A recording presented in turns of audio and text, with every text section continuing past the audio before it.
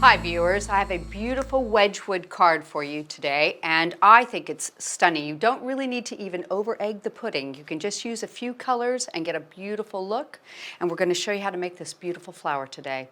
So what we'll be using is the California collection. We're going to be using the set A, which is your basic frames, the decorative frames from set B, and I'll show you the difference between the two, the San Francisco set out of the collection, and for the flower, it's the classic rose, and I'm going to show you a different style that you can do with this one. Let me just show you what I've done to begin with. We've started already, and I've just embossed the background using the Heart Lattice embossing folder. I've cut it with the Grand Large Labels by Spellbinders, so you can see it's already started for you. It's a basic background, giving it a little texture. I've added a little bit of black seam binding wrapped around the side, and so we're going to build from that, okay? So the next thing we're going to do is we're going to cut this die, or this stamped image. This is the delicate lace stamp that matches with the California collection. So I've already stamped it in black and embossed it. Now I have set around it the outside frame from the set A. Now this particular frame is just slightly larger than the cutting edge that you get with the collection. This is the San Francisco collection. I want to show you a really fun thing that you can do with that. So let's go ahead and cut it. I've got it taped into position where I want it. We're going to run it through the machine.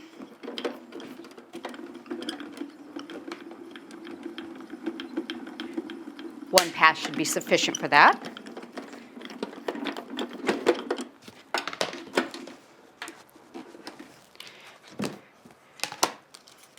And you can see there's a gorgeous outline on the outside of that. But what we're going to do is to take that down a little bit more and use the leftover piece. So I want to use the cutting edge that comes with the San Francisco. I'm going to put this on here, use some tape. In fact, let's just reuse the pieces that we had originally. Tape it into position here. Now I'll have to lean over just a little bit to make sure I've got it straight, so I apologize for obstructing your view. We'll tape it down to the cutting plate. That should hold it secure. And we'll pop it back through the machine. Now I'm using the Grand Caliber for my demonstration, but you can use any manual die cutting machine and even the electronic e-bosser for these dies, not a problem.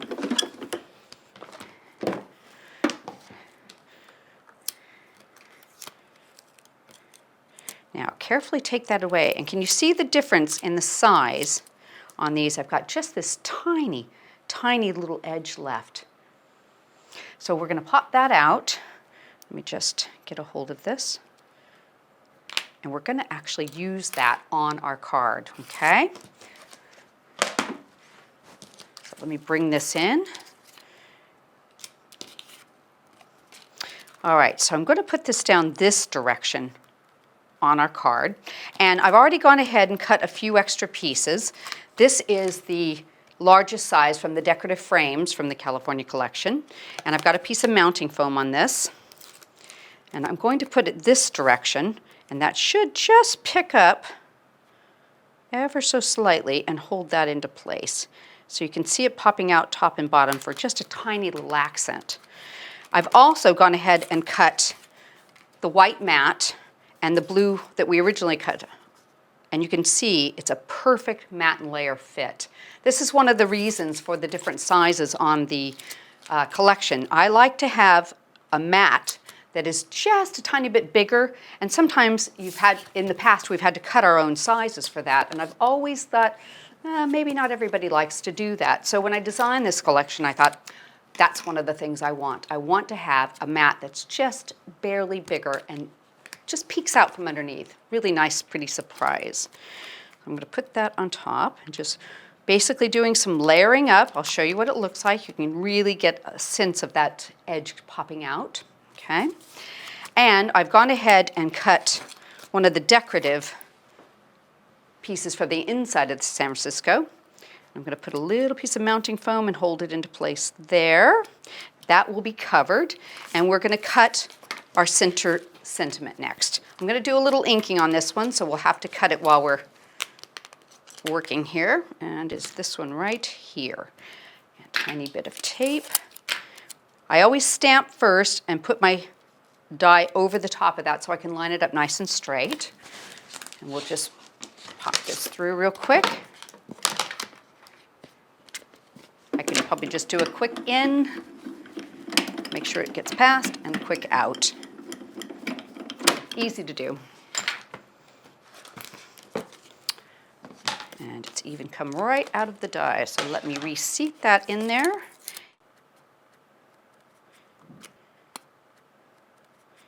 There we go. Pick up a little color around the edge of that. I'm just going to do some inking.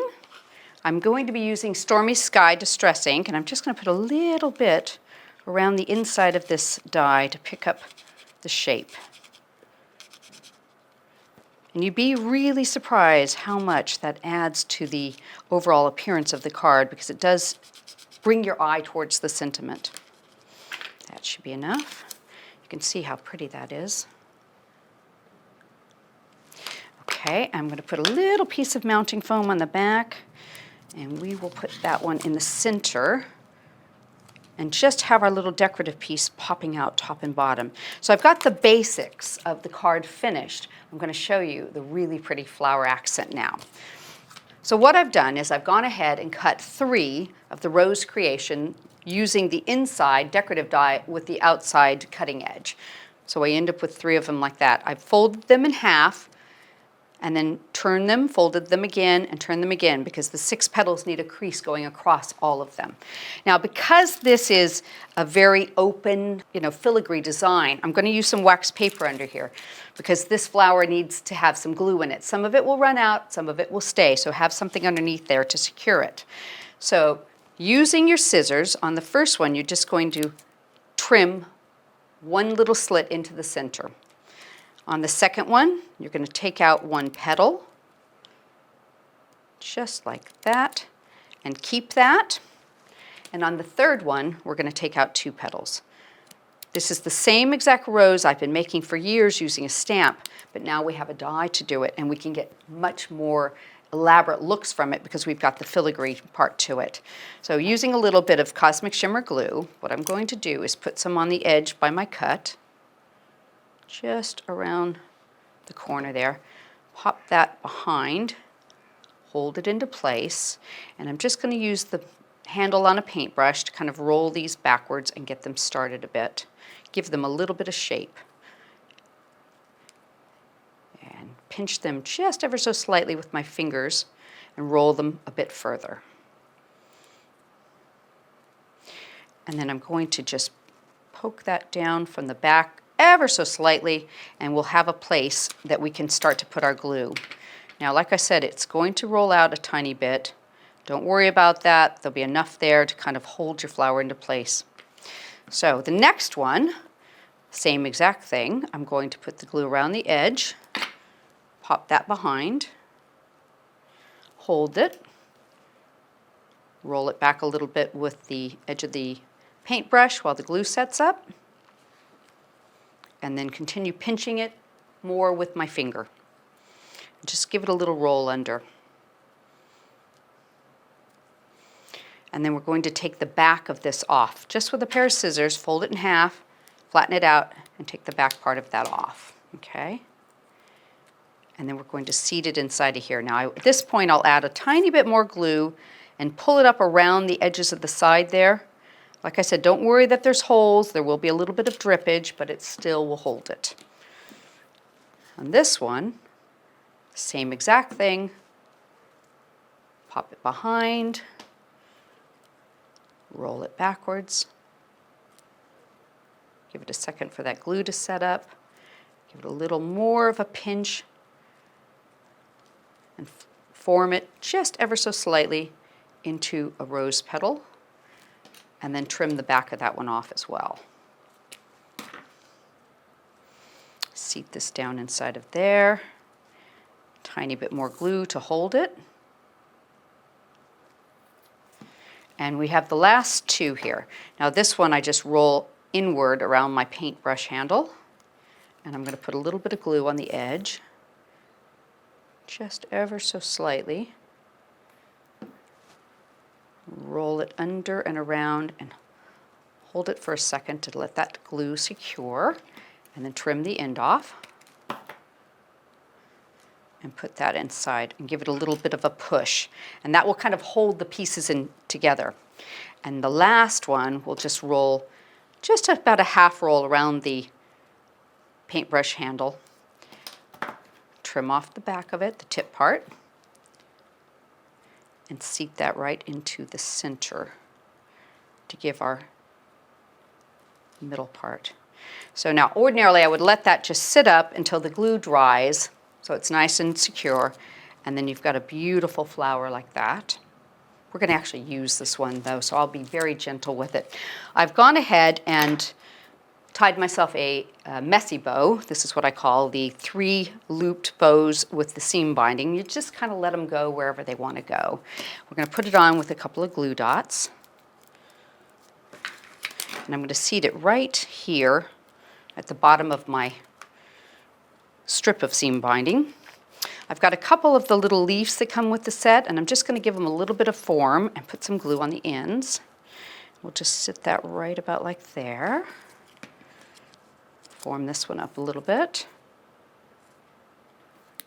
Put one down about like that. And we'll put the last one up in the corner here.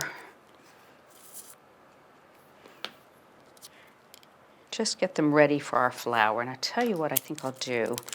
I'll let it dry in place and just use a glue dot right over the top of those. I think that should work. So you've got just a tiny bit of glue that spills out. We can let that set up right like that. And I'm going to finish just by adding a couple of decorative stick pins. Now these are just the triple pearl stick pins that we carry at Creative Expressions, and I've added a couple little spacers and some decorative beads just to kind of fancy them up a little bit. It's very easy to do. And we'll just pop those right into the base of the knot on the bow and finish up. What do you think? Is that a beautiful card? So easy for you to finish.